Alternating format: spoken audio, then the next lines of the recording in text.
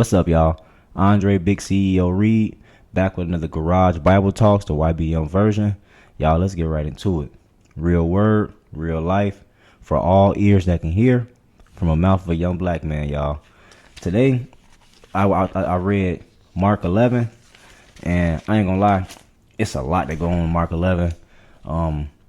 This whole chapter is really about Jesus, what's called like his Holy Week.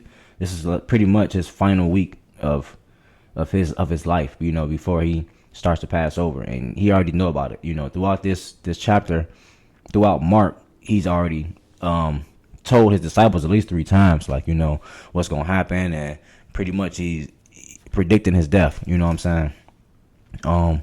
In Mark 11, it was a lot of stuff that was going on. The biggest thing for me that I took away from this chapter, though, was I want to say right in the beginning, but it was the cursing of the fig tree. I thought that was very, very deep. Just because at first I honestly had no idea. I didn't get it at first. Like, this is a parable that was really hard for me to unfold, and it's really, I'm not gonna say it was hard because it wasn't hard, but it just didn't. I didn't get it at first. But pretty much what the story is about is Jesus was hungry. He decided to look around. He saw what's called a fig tree, and he went up to the fig tree to get some fruit off the fig tree to eat. And there was no fruit on the fig tree. It was just leaves on there.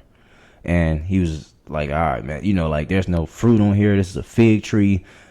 How dare you be a fig tree with no fruit? And he cursed it.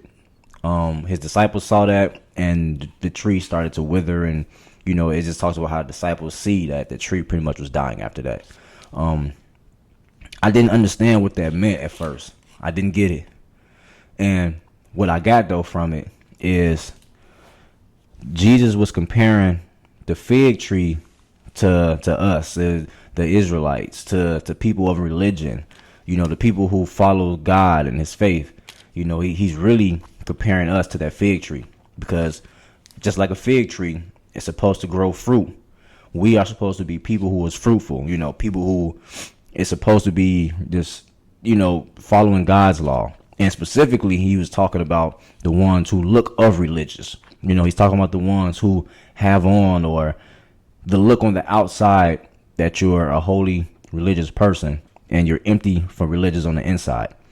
And that's really what he was talking about. He was really cursing those people. And yeah, like, that's kind of what I got from it. The fig tree represents Israel, those that appear religious, and they don't bear any spiritual fruit. So